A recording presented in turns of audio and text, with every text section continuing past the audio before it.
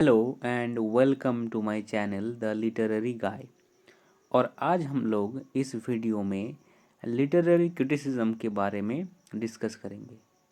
तो literary criticism के बारे में जानने से पहले हम लोगों को ये जानना पड़ेगा कि क्रिटिसिज्म किसे कहते हैं, और उसके बाद हम लोग देखेंगे कि लिटरेरी क्रिटिसिज्म किसको कहते हैं। तो चलिए शुरू करते हैं। तो जो वर्ड है क्रिटिसिज्म, उसका मीनिंग होता है किसी किसी भी चीज़ का good quality and bad quality को जज करना।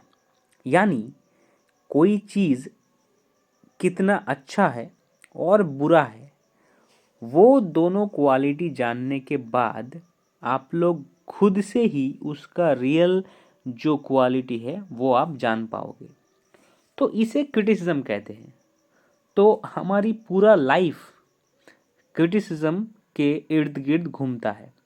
हम अगर सब्ज़ी लेने जाते हैं और कोई चेयर लेने जाते हैं, और इन जनरल हमारी पूरी ज़िंदगी ही क्रिटिसिज्म के इर्द गिर्द घूमती है।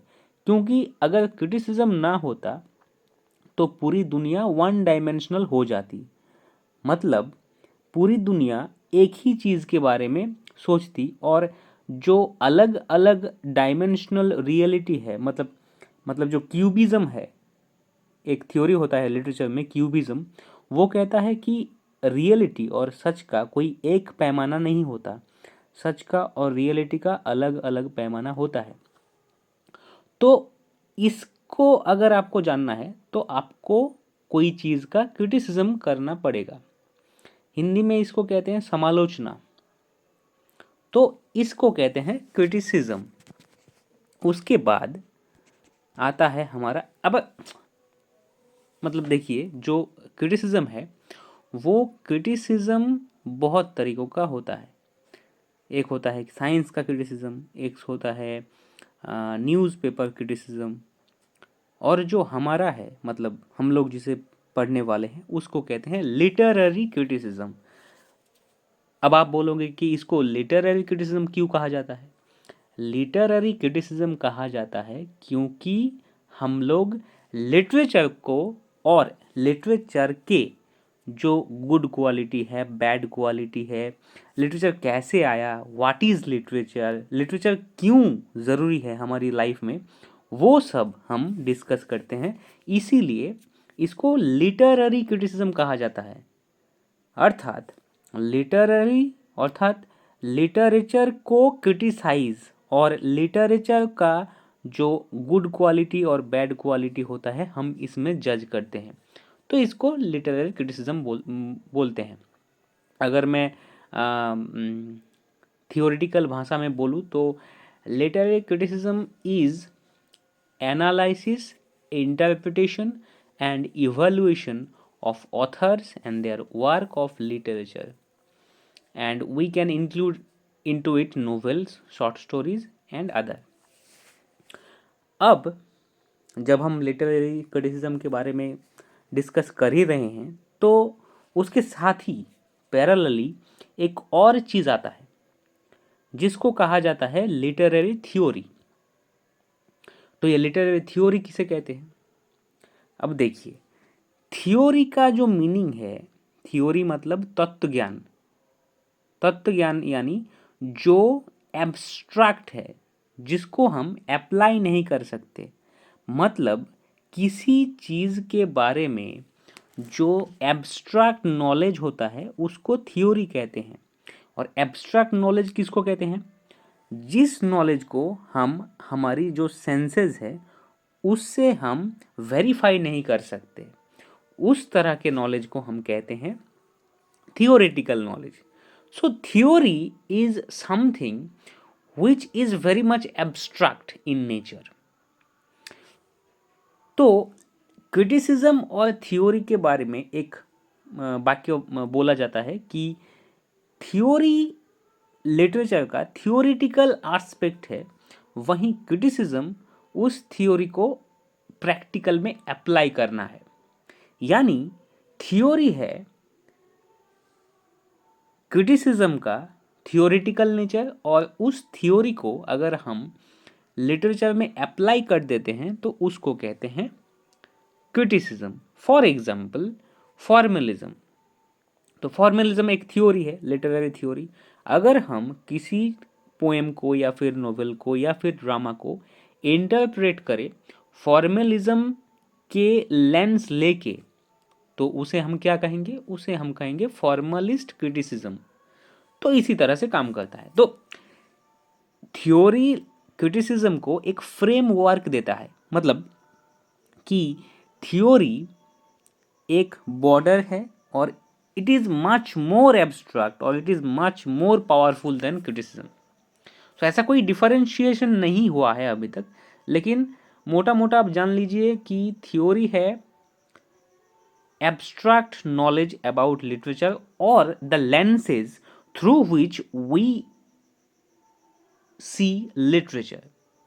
मतलब थ्योरी एक लेंस की तरह काम करता है और उस लेंस से अगर जब हम देखते हैं तो उसका जो रिजल्ट निकलता है उसको हम उसका क्रिटिसिज्म कहते हैं। तो ये जो लिटरेचर है और इस लिटरेचर का जो क्रिटिसिज्म है, पहले कौन आया, इसमें बहुत बड़ा एक डिबेट है कि पहले लिटरेचर आया या फिर उसका क्रिटिसिज्म आया। तो ये तो वही मुर्गा अंडे वाली बात हो गई, यानी मतलब पहले लिटरेचर आया या फिर पहले criticism. So it is a very ambiguous question. बहरहाल ये जो क्रिटिसिज्म है लिटरेचर का, इसका जन्म एंशियंट ग्रीस में हुआ था, यानी कि मैं बात कर रहा हूँ वेस्टर्न लिटरेरी क्रिटिसिज्म का। तो जो क्रिटिसिज्म है लिटरेरी क्रिटिसिज्म, उसका शुरुआत होता है इस question say that which is much more important, art और नेचर, विच इज इम्पॉर्टेंट। सो और लिटरेचर क्यों इम्पॉर्टेंट है हमारी लाइफ में? तो इस तरह के जो क्वेश्चन होते हैं, इस तरह के क्वेश्चन से जन्म होता है क्रिटिसिज्म का। और क्रिटिसिज्म को फर्स्ट सबसे पहले जिन्होंने इन्वेंट किया वो थे जॉर्जियाक्स एंड सोफिस्ट। अब ये जॉर्जियाक्स और सोफिस्ट एक तरह के स्कूल टीचर थे जो कुछ अमाउंट लेके ग्रीस में पढ़ाते थे, प्राइवेट ट्यूटर टाइप। ओके, और वो ये सब क्वेश्चन एनालाइज करते थे। फिर उसके बाद आते हैं प्लेटो, और प्लेटो अपनी एक ऐसे है आयोन करके, जहाँ पर सॉक्रेटिस लिटरेचर का जो गुड क्वालिटी है और बैड क्वालिटी है वो सब डिस्कस करते हैं एक रेप्सोडी के द्वारा। फिर उसके बाद आता है प्लेटो का रिपब्लिक में वो केब थ्योरी देते हैं और थ्योरी ऑफ माइमेसिस को प्रेजेंट करते हैं। और माइमेसिस मतलब कि वो बताते हैं कि जो पोएट्स है और जो लिटरेरी फिगर हैं वो सब आइडियल रियलिटी का कॉपी करता है, यानी ट्वाइस रिमूवल फ्रॉम रियलिटी। और इसके चलते हम लोगों को सारी पोएट सारे लिटरेरी वर्क को देश से निकाल देना चाहिए था। तो ये उन्होंने रिपब्लिक में बोला था।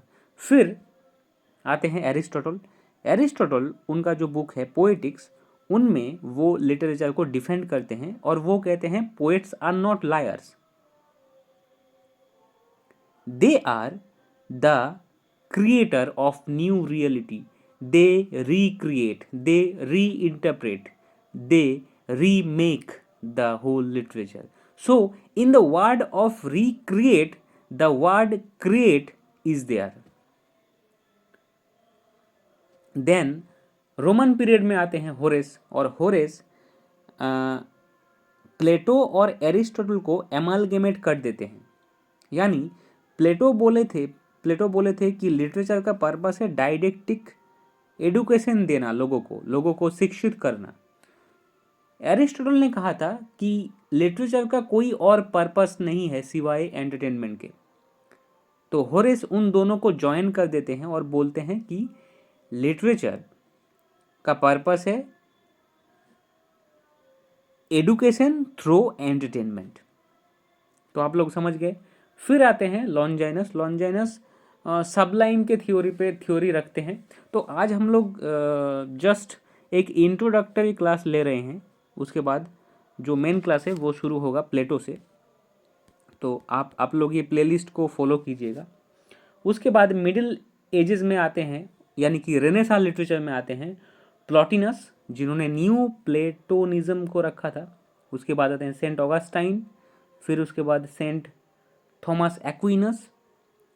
देन मॉडर्न एज में आते हैं sir Philip Sidney, apology for poetry, John Dryden, उन्होंने शेक्सपियर के ऊपर जो ऐसे लिखे थे। फिर आते हैं Samuel Johnson, preface to Shakespeare. Then ST. Coleridge और वर्ड्सवर्थ जो preface to the lyrical ballads, जिसमें रोमांटिक लिटरेचर का एक शुरुआत होता है, और एस.टी. कोलरिज का बायोग्राफी का लिटरेरिया। फिर आते हैं Matthew Arnold, then T.S.. Elliott. सो इस तरह से हमारा जो क्रिटिसिज्म का जो टाइमलाइन है और स्ट्रीम है वो बहता है, और हम लोग एक पूरी क्रिटिसिज्म का जो क्लास है वो हम लोग पाते हैं। So thank you so much for listening. मैं इसके बाद जो क्लास है उसमें प्लेटो को डिस्कस करूँगा, और हम लोग पूरी तरह जो क्रिटिसिज्म है उसको हम कवर करेंगे। So stay with me, and if you like the video please like it and share it with your friends, and subscribe the channel The Literary Guy for more videos. Thank you.